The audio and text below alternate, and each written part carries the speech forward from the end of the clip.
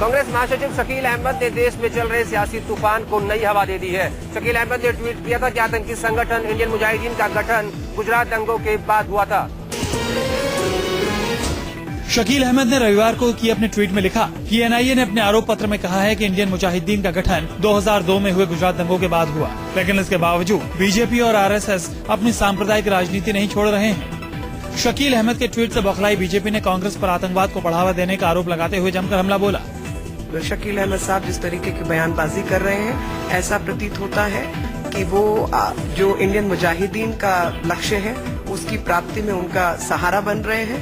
बिल्कुल गलत बयान दिया जा रहा है कि गुजरात के राइट्स के बाद इंडियन मुजाहिदीन की स्थापना हुई। जब 90 के दशक में सिन्नी के ऊपर प्रतिबंध लगा तो सिन्नी के जो जूनियर फौजदारी थे उन लोगों ने इंडियन मुजाहिदीन की स्थापना की। शकील अहमद के विवादित ट्वीट से कांग्रेस ने पल्ला झाड़ लिया है। मैंने उस स्टेटमेंट के संदर्भ को पीछे नहीं देखा। एनआईए ने दिल्ली की एक कोर्ट में इंडियन मुजाहिदीन के 5 संदिग्धों के खिलाफ आरोप पत्र दाखिल किया था। उन्हीं आरोप पत्रों के हवाले से शकील अहमद ने ये ट्वीट किया था। कांग्रेस उपाध्यक्ष राहुल गांधी ने देश भर से आए कांग्रेस प्रवक्ताओं के ट्रेनिंग में नई जान फूंकने की कोशिश की। राहुल गांधी ने कहा कि विरोधियों से कार्यकर्ता डरे नहीं बल्कि मिलकर लड़ें। कांग्रेस उपाध्यक्ष राहुल गांधी ने आज देश भर के कांग्रेस प्रवक्ताओं की क्लास ली। दिल्ली में आयोजित राहुल गांधी की पाठशाला में आज देश भर से इकट्ठा हुए कांग्रेस के प्रवक्ताओं को राहुल गांधी ने सकारात्मक सोच का सबक सिखाया। राहुल ने कहा कि डरने की नहीं बल्कि लड़ने की जरूरत है ताकि सच को सामने लाया जा सके। राहुल ने सोच को बदलने और सकारात्मक सोच के साथ देश में बदलाव लाने की बात कही। राहुल की इस पाठशाला में कांग्रेस कार्यकर्ताओं को सोशल मीडिया के इस्तेमाल की भी ट्रेनिंग दी गई ताकि चुनाव को लेकर छिड़े साइबर वॉर में कांग्रेस मजबूती से टक्कर दे सके।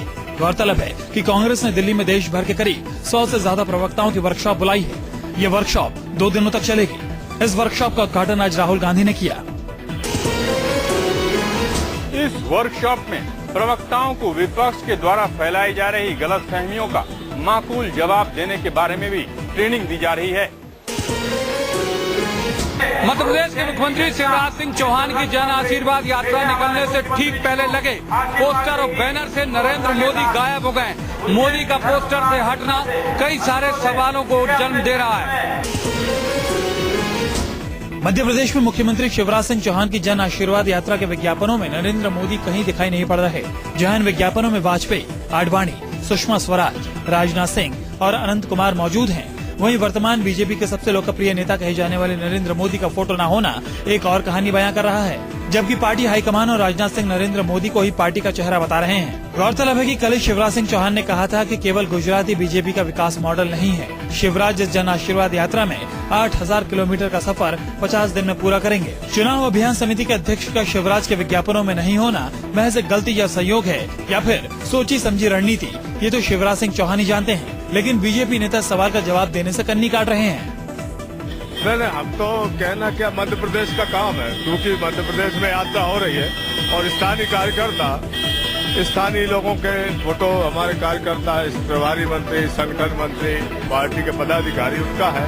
देखिए, जब भी इस तरह के कार्यक्रम होते हैं तो सामान्य बात है। मध्य प्रदेश का चुनाव है,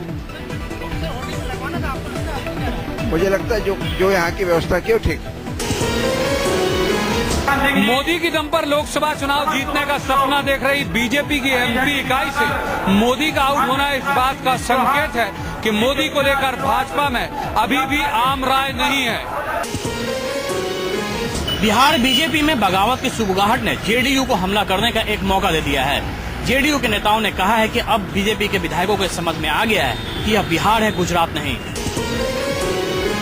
बिहार के कृषि मंत्री और जेडीयू नेता नरेंद्र सिंह ने दावा किया है कि 40 से ज्यादा बीजेपी विधायक उनके संपर्क में हैं। कि उनकी तादाद 40 से ऊपर है। आरजेडी में भी 17-18 लोग हैं जो कभी भी दल छोड़ने को तैयार हैं। वहीं बीजेपी ने जेडीयू के इस बयान पर पलटवार किया है।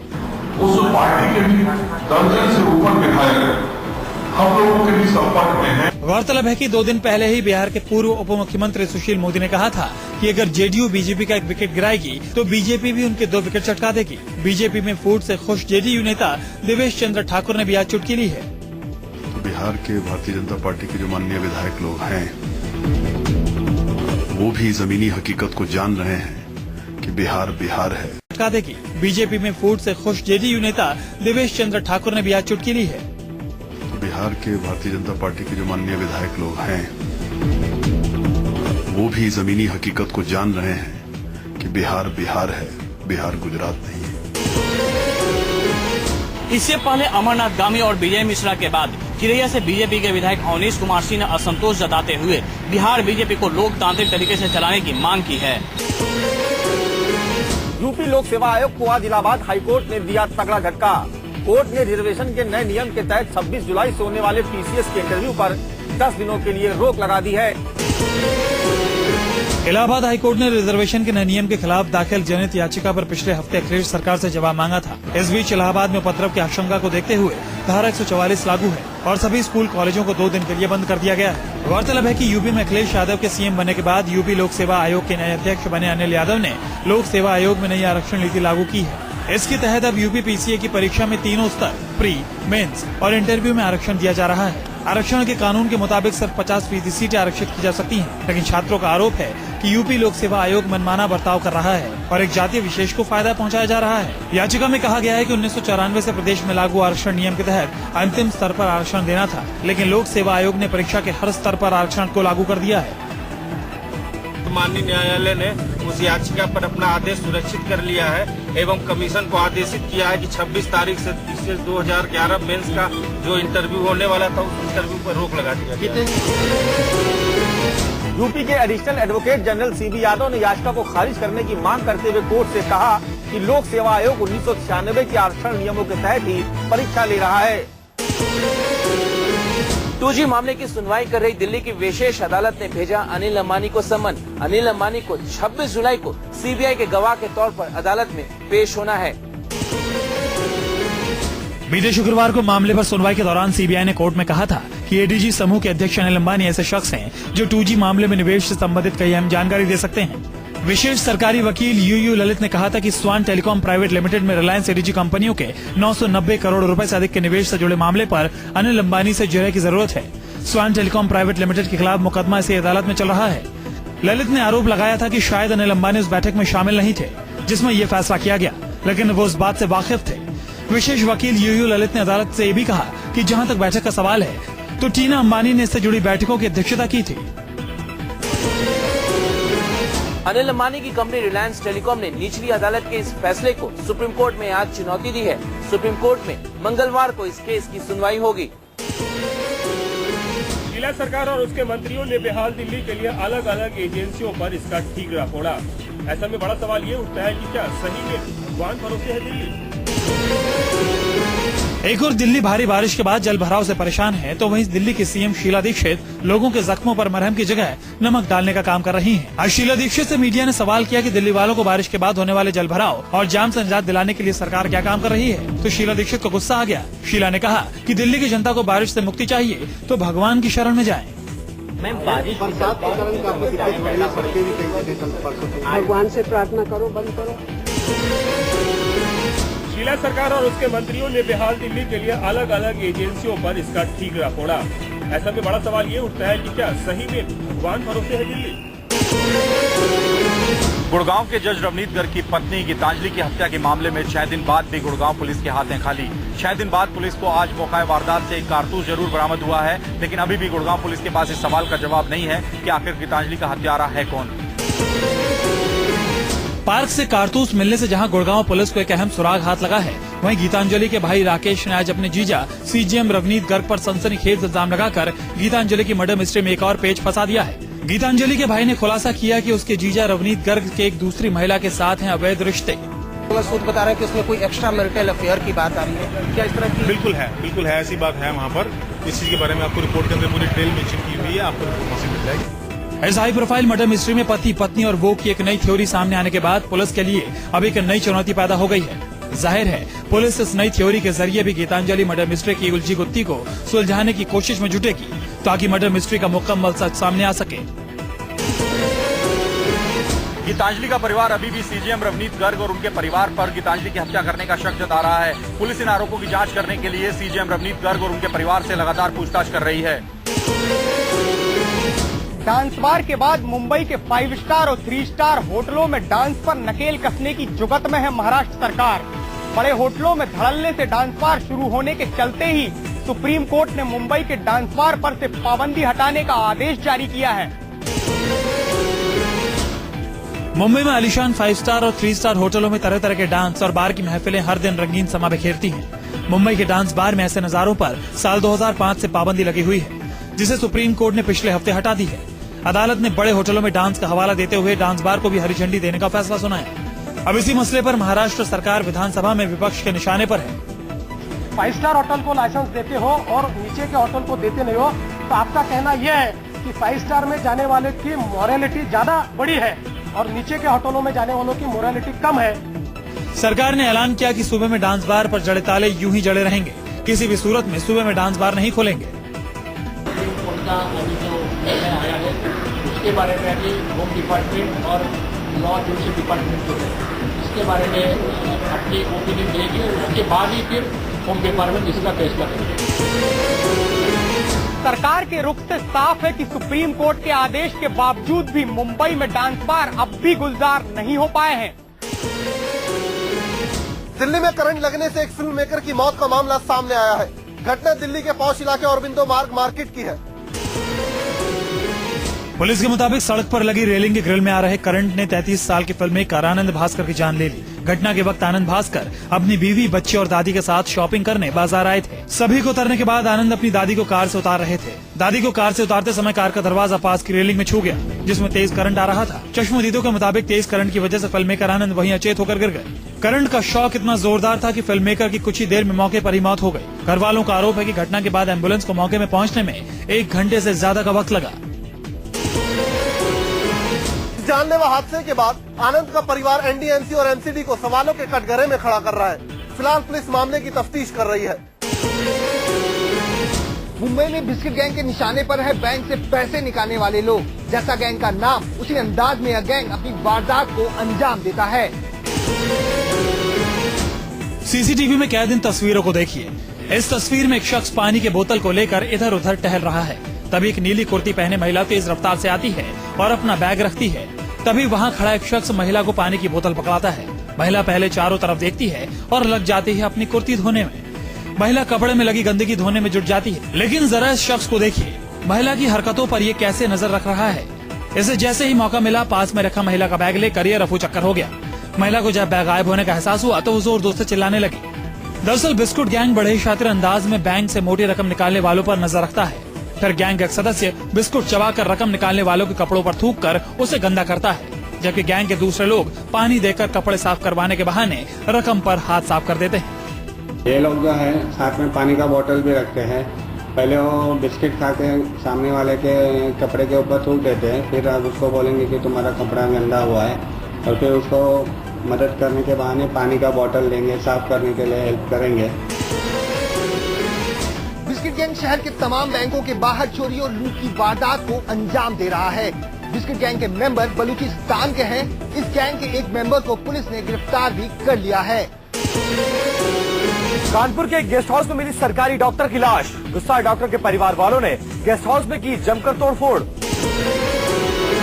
कानपुर के बर्रा इलाके में उस वक्त सनसनी फैल गई जब एक सरकारी डॉक्टर सतीश चंद्र की लाश इलाके के एक सरकारी गेस्ट हाउस में मिली। पुलिस के मुताबिक डॉक्टर सतीश चंद्र अपनी किसी महिला मित्र के साथ सरकारी गेस्ट हाउस के कमरा नंबर 101 में रुके हुए थे। शाम के वक्त गेस्ट हाउस के स्टाफ ने डॉक्टर की लाश देखकर पुलिस को खबर की। डॉक्टर सतीश की हत्या किसी धारदार हथियार से की गई है। हत्या करने के बाद हत्यारे ने डॉक्टर के खून से दीवार पर चंद लाइनें भी लिखी। खून से दीवार पर लिखा है कि मनुष्य जब भी प्रकृति से छेड़छाड़ करता है तो प्रकृति स्वयं को संतुलित बना लेती है। पुलिस ने डॉक्टर के परिवार वालों की हत्या की सूचना दी तो मौके पर पहुंचे परिवार वालों ने गेस्ट हाउस में तोड़फोड़ शुरू कर दी। कुछ देर बाद गुस्साए लोगों ने हत्यारे की गिरफ्तारी की मांग करते हुए कानपुर इटावा हाईवे पर भी जाम लगा दिया। इसमें आगे गहराई से छानबीन की जाएगी। जो इनका रिकॉर्ड है उस रिकॉर्ड में मात्र 2 व्यक्तियों का आना दर्शाया जा रहा है, उसमें नाम नहीं खुला है। पुलिस ने मामला दर्ज कर हत्यारे की तलाश शुरू कर दी है। पुलिस उस महिला मित्र की भी तलाश कर रही है जिसके साथ डॉक्टर सतीश सरकारी गेस्ट हाउस में रुके थे। यूपी के मेरठ में एक नाबालिग को फेसबुक से दोस्ती करना बहुत महंगा पड़ गया। फेसबुक से दोस्ती गांठने वाला दोस्त निकला दगाबाज। दोस्त ने अपने दोस्तों के साथ मिलकर उस लड़की के साथ किया गैंगरेप। घर वालों के मुताबिक मेरठ के नौचंदी थाना क्षेत्र की शास्त्री नगर कॉलोनी में रहने वाली छात्रा कल शाम ट्यूशन के बाद घर लौट रही थी। तभी दो लड़के झांसा देकर उसे अपने साथ सुनसान जगह पर ले गए और फिर उसका गैंगरेप किया। खास बात यह है कि जिन दो लड़कों ने इसके साथ गैंगरेप किया उनमें से एक छात्रा का फेसबुक फ्रेंड है। पुलिस ने घर वालों की शिकायत के बाद दोनों के खिलाफ मामला दर्ज कर लिया है। बताया जा रहा है कि आरोपी एक दबंग नेता का करीबी है और इसी वजह से अब तक उसकी गिरफ्तारी नहीं हो सकी है। परिवार द्वारा शिकायत की गई है कि उनकी लड़की कल ट्यूशन पढ़ने गई थी, वहाँ से लौट रही थी, कुछ लोग उसको गाड़ी से लेकर के गए, कहीं पे ले गए और उसके साथ रेप किया। सवाल ये कि क्या यूपी में बदमाशों को कानून और पुलिस का खौफ नहीं रह गया? क्या अखिलेश राज में कानून व्यवस्था इतनी बिगड़ गई है कि एक नाबालिग लड़की का सरेआम सड़क पर गैंगरेप होता है और पुलिस अपराधियों को बचाने में जुटी रहती है? मुंबई में आयोजित एक इफ्तार पार्टी में कुछ ऐसा हुआ जिसने वहां मौजूद लोगों के साथ साथ पूरे बॉलीवुड और मीडिया को हैरान कर दिया। वहां पहुंचे शाहरुख और सलमान ने एक दूसरे को गले लगाया। एक बॉलीवुड का किंग तो दूसरा दबंग। इफ्तार पार्टी में दोनों गले मिले तो खबर बनते देर नहीं लगी। दरअसल रविवार को कांग्रेस विधायक और पूर्व मंत्री बाबा सिद्दीकी की ओर से दी गई इफ्तार पार्टी में शाहरुख और सलमान दोनों शामिल हुए। लोगों से मुलाकात करते हुए पहली बार में सलमान को पता नहीं चला, लेकिन कुछ देर बाद उन्हें एहसास हुआ कि वहाँ शाहरुख भी बैठे हैं। सलमान वापस लौटे और शाहरुख की तरफ बढ़ गए। शाहरुख ने भी खड़े होकर सलमान से हाथ मिलाया। इसके बाद दोनों एक दूसरे से गले भी मिले। सलमान ने शाहरुख का हालचाल पूछा। इसके बाद मेजबान बाबा सिद्दीकी ने दोनों को एक साथ बुलाकर उनके साथ फोटो भी खिंचवाया। बाबा सिद्दीकी ने भी इस मौके पर अपनी खुशी जाहिर की। मैं समझता हूँ अल्लाह जरिया बनाता, मैं कुछ भी नहीं हूँ। रमजान का महीना है, रहमतों का रहमत, अल्लाह की रहमत बरसती है। ये उन दोनों के दिल में था होगा, इसलिए ये आज मुमकिन हुआ और मैं समझता हूँ अच्छा है। 2008 में कटरीना की बर्थडे पार्टी पे सलमान और शाहरुख के बीच दूरियां बढ़ी थी, लेकिन गले मिलने के बाद ट्वीट के जरिए शाहरुख खान ने भी संबंध सुधरने की बात को कबूल किया। श्रावण पूर्णिमा पर श्रीनगर के दशनामी अखाड़े से निकली पवित्र छड़ी मुबारक। छड़ी मुबारक पहलगाम से होते हुए रक्षाबंधन के दिन अमरनाथ पहुंचेगी। शिव और शक्ति की प्रतीक पवित्र छड़ी मुबारक को आज श्रावण पूर्णिमा के दिन श्रीनगर के दशमेश अखाड़ा मंदिर से पहलगाम की ओर रवाना किया गया। दशमेश अखाड़ा के महेंद्र दीपेंद्र गिरी महाराज की अगुवाई में निकली छड़ी मुबारक यात्रा अनंतनाग से होते पहलगाम पहुंचेगी। पहलगाम में रात्रि विश्राम के बाद छड़ी मुबारक चंदनवाड़ी की ओर रवाना होती है। चंदनवाड़ी से त्रयोदशी को पवित्र यात्रा पिस्सू टॉप पार करके शेषनाग पहुंचती है। शेषनाग में विशेष पूजा के बाद यात्रा पंचतरणी होते हुए रक्षाबंधन के दिन अमरनाथ गुफा पहुंचती है। हम पहलगाम के लिए प्रस्थान करेंगे। शिव और शक्ति का प्रतीक पवित्र छड़ी मुबारक, उसको पहलगाम ले जाकर छड़ी विश्राम स्थल में पूजन किया जाएगा। अमरनाथ गुफा के कपाट बंद होने से पहले ही बाबा बर्फानी पूरी तरह से पिघल चुके हैं, लेकिन भक्तों को उम्मीद है कि रक्षाबंधन के दिन मुख्य दर्शन में बाबा फिर से प्रकट होंगे और भक्तों को दर्शन देंगे। हैदराबाद के उज्जैनी महाकाली मंदिर में देवी के शाकंभरी स्वरूप को मौसम की सभी सब्जियों के साथ परंपरागत तरीके से सजाया गया। देवी के इस मंदिर को सजाने में करीब 500 किलो सब्जियों का उपयोग किया गया। भले ही महंगाई के चलते सब्जियों के दाम आसमान को छू रहे हों, लेकिन आस्था और भक्ति के आगे महंगाई बेमानी हो गई है। कुछ ऐसा ही नजारा देखने को मिला हैदराबाद के सिकंदराबाद में मौजूद पार्वती देवी के महाकाली मंदिर में। हर साल आषाढ़ महीने के अंतिम दिन यहाँ देवी के शाकंभरी स्वरूप की पूजा की जाती है और इस खास मौके पर देवी के मंदिर को सब्जियों से सजाया जाता है। इस साल महाकाली का ये प्रसिद्ध मंदिर अपने 200 साल पूरे कर रहा है। ऐसे में भक्तों ने भी देवी को प्रसन्न करने में कोई कोर कसर नहीं छोड़ी। भक्तों ने करीब 45 वैरायटी की 500 किलो सब्जियों से देवी के मंदिर को सजा डाला। लंबी लंबी लड़ियों में लटक रही भिंडी, टमाटर, आलू, पत्ता गोभी, फूल गोभी, गाजर, नींबू, लौकी और बैंगन को बड़ी खूबसूरती के साथ सजाया गया। इस मौके पर प्रदेश के कोने कोने से भक्त देवी और उनकी विशेष पूजा देखने यहाँ पहुँचते हैं। इस मौके पर भक्तों ने देवी से सब्जियों के दामों को कम करने के लिए भी प्रार्थना की। खास बात यह है कि इन सभी सब्जियों को पूजा के बाद सभी भक्तों में वितरित कर दिया जाएगा।